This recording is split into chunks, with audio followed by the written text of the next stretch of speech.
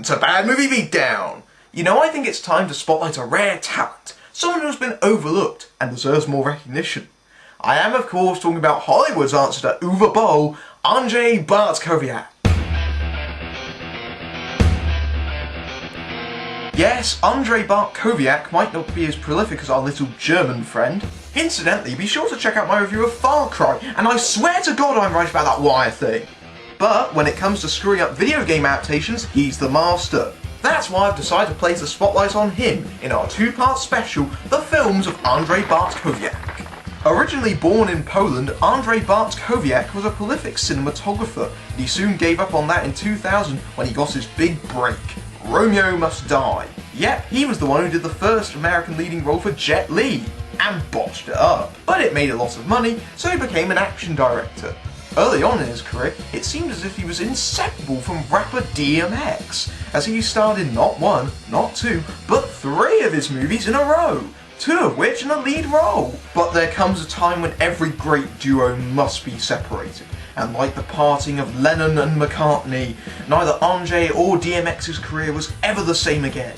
In 2005, Andrzej was hired to direct the movie Doom, based on the best-selling video game. Because when I think of a guy to direct an action horror movie, I think of a guy who did 3 martial arts films. In the lead roles this time around is Karl Urban and Dwayne Don't Call Me The Rock Johnson, back when people actually thought he was going to be the next Schwarzenegger. Have fun. Seriously, Dwayne, what happened? You could have been a contender! Instead, you end up as a nobody! Still, Doom should be a fairly fun movie. I mean, all you need is Marines, Mars, and demons from hell. How could you screw that up? After all, it's based off the best-selling and highly influential video game series. The original Doom for the PC and subsequently every other format under the sun was immensely successful and critically acclaimed, and is often thought of as being among the first batch of first-person shooters, along with Wolfenstein 3D, to truly popularise the genre. Doom was inevitably followed by a sequel, Doom 2, Hell on Earth, and a threequel, Doom 3, from which the majority of the film is based. Though looking at footage of Doom 3, it becomes readily apparent where the inspiration for the movie came from. After all, identical setting, visual style, character and creature design, the lot. While Doom 3 may not have been as good as its predecessors, mainly suffering from repetition and annoying AI, it made up for it with sheer visual prowess, and an atmosphere so thick you could cut it with a sword. Surely that would make a great movie, right? Right? By the way, this is the extended version of the movie. Just thought you should know. In the year 2026, archaeologists working in the Nevada desert discovered a portal to an ancient city on Mars.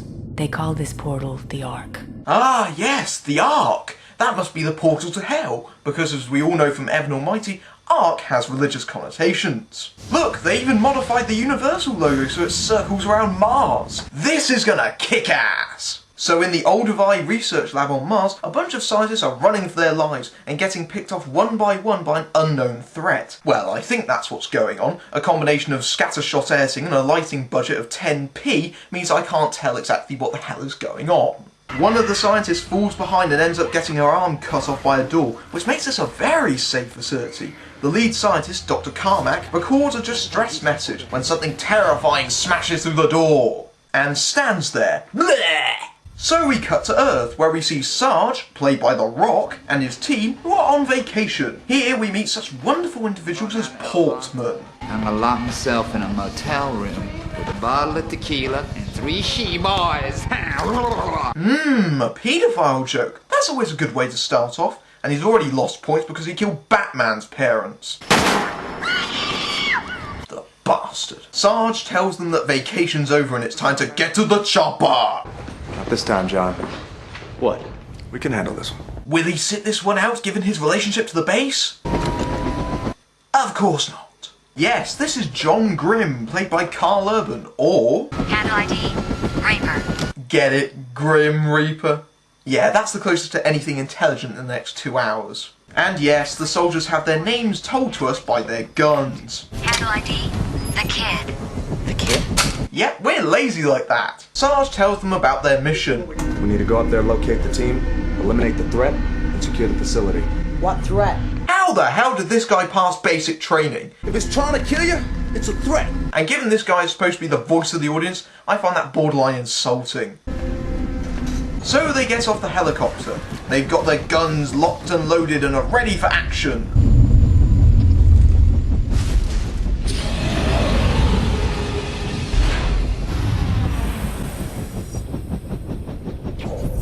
Move in. Locked and loaded to enter a lift. A trifle excessive, no? So they go into the underground UAC facility, where Sarge tells them to lock down the lift for 6 hours. The Marines then go through the Ark to Mars. There they meet former Games Master host Dexter Fletcher, playing wheelchair-bound Pinky, who will monitor their mission through cameras on their guns. On my 3. 1, 2, 3. Whoa there! Don't point at it unless you want to shoot it. I'm pretty sure The Rock does not want his face blown off. Mac is told to stay behind as the others move on. There they meet up with Samantha Grimm, played by Rosamund Pike, who is Reaper's sister. This is a military operation, Doctor. We're really not here to retrieve our science homework. Wait, who is it that gives orders around here? Look, I got an idea. Why don't you ask your CO what your orders are? Oh, right, Sarge. In one of the carbon dating labs, there was an internal phone left off the hook. Did you get any information from it? That would be the fans' reaction to this movie. So the Marines break off into groups to search the facility. This gives us plenty of time for jump scares, as well as teasing for later, like Portman and Goat find an empty holding cell with electrified walls, and Sarge finds the infamous BFG, but is denied access to it. Access denied. The Marines also show their general competency. It was moving.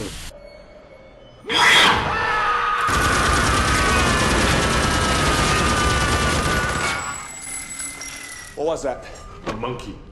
Yeah, I think they're going to get out alive. Elsewhere, Sam and Reaper talk out their differences. Marines, Sam, not poets. The name Wilfred Owen mean anything to you? You found human remains. I'm a forensic archaeologist, John. I'll go where the work is. Funny that. Rosamund Pike says the same thing about her choice in roles. Does it ever bother you could have spent your life looking in a microscope instead of a sniper scope? Did you ever think you could hear such stupid dialogue? She's got 24 pairs of chromosomes. Humans only have 23. But what does the extra pair do? Makes her superhuman. If they were so smart, how come they're so dead? I'm sorry, didn't Homer Simpson say that once? The team regroup when they find a crazed Dr. Carmack, who promptly rips his own ear off. They then separate again, and Portman and the kid are improbably put together. I'm just a little shook up. I need something in my focus. My game face. I'm sorry, but Portman would never be allowed on any mission. Ever. In fact... I took his name in vain. So just to recap, we have a creepy drug taker, a self-harming religious zealot, and an inexperienced rookie kid. What a terrific bunch of Marines we have! At this point, the extended edition adds a pointless bit of nudity as the armless scientist, also crazed, attacks Portman and Kid naked. Another crazy, who eats rats, is taken out by Reaper and Goat. Back in the lab, Sam is looking after the mutating Carmack. The guys looking for him are the best. Well, I wouldn't call them the best. Carmack then disappears. Oops. Reaper and Goat spot an imp and chase it into the sewers. Yep, even the movie has a sewer level! And in trademark sewer level style, it's so dark I can't see a damn thing. Are you high? No, I got this condition. I don't give a damn. You take one more shot of that shit and I'll blow holes in you. Are we clear? Drugs are bad, okay? Goat, who is on his own, has his light fail on him. You don't think he'll be the first to die? So Goat dies and they take the imp to a horrified Sam. She studies it with Duke, who gets a nice bit of character development added in the extended version. Duke gets jumped by an imp that gets stuck in the nano wall, because regular doors just aren't enough. The Ark is sealed off and Mac regroups with the rest of the Marines, who, despite Portman's protest, continue with the mission. Thanks for playing, Mac! You were entirely useless. They chase the imp, but it gets away. Pinky! Yes, Sergeant? Anything gets through that door, use an ST grenade! No, he pops an ST in there, he's gonna blow the Ark. 6 soldiers versus a potential infection. Back in the lab, Sam makes a shocking discovery. It's had its appendix removed. It's human. And a mutating goat comes back to life before whacking his brains out on the window. I'm sympathising. Using the severed arm, Sarge gets the Bioforce gun, or the Big fucking gun. big friendly giant. Elsewhere, Destroyer gets thrown by a Hell Knight into the holding cell. We then get a fight scene where Destroyer swings around a computer monitor like it was a goddamn ball and chain. You can make the lighting really dark, but I can still tell that Hell Knight's a bloke in a rubber suit. Destroyer nearly manages to make it out, but he gets dropped out of the movie. Elsewhere, Portman disobeys orders and radios for backup. I'd like to know how that could happen, since the UAC facility on Earth is shut off, as is the Ark. Destroyer, Portman. Where the hell are you? And where is my acting ability? Sarge finds Destroyer in the cell. Where is the Hell Knight? How did it get out considering the walls are electrified? Then the Hell Knight attacked Portman by smashing through the ceiling. Guys, I can see your blue screen through the hole. The other Marines get there too late to save him. And another one bites the dust. Ow. In the lab, Sam informs the team of their discovery. Has Dr. Carmack showed up yet? Look at the left ear.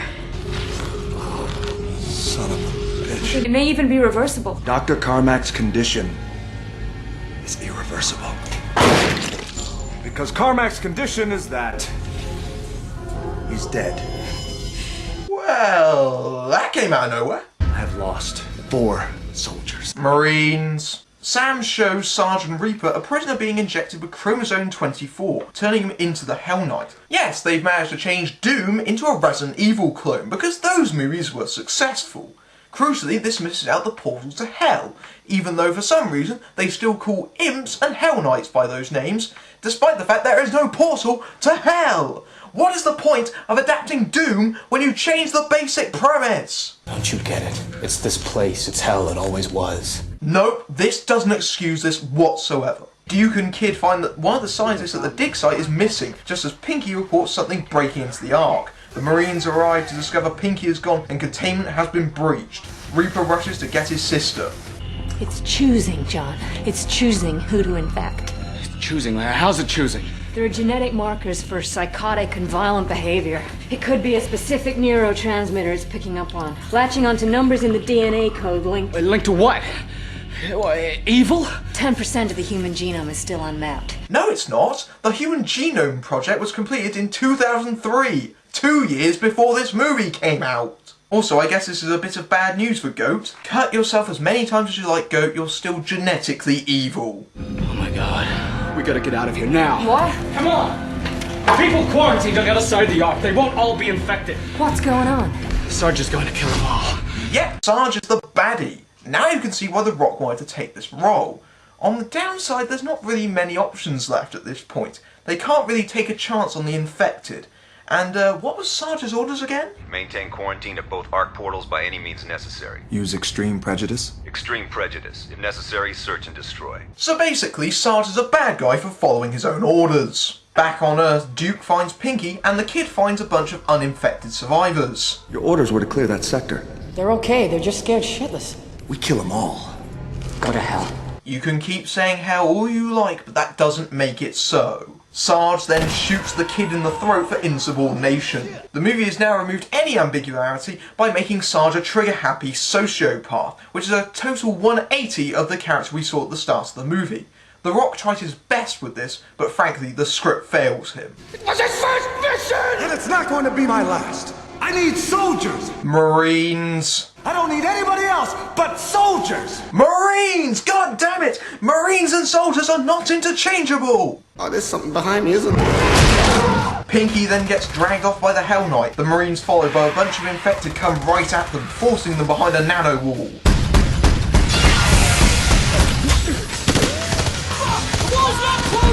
That's because you keep shooting at you imbeciles! Duke then gets pulled through a grate in the floor, and Sarge gets pulled through the wall.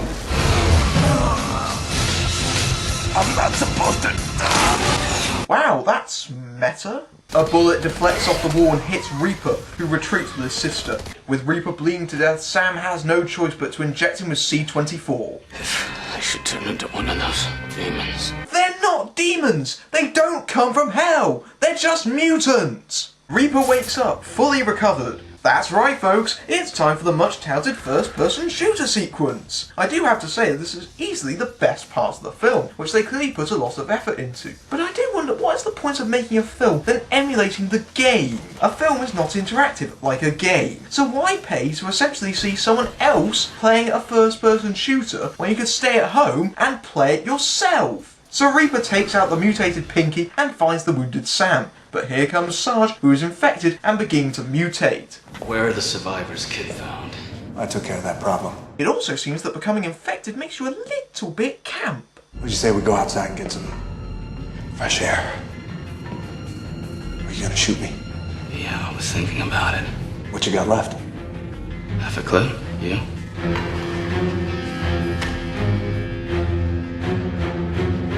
I've got 1 round. Reaper and Sarge decide to sort out their differences in hand-to-hand combat.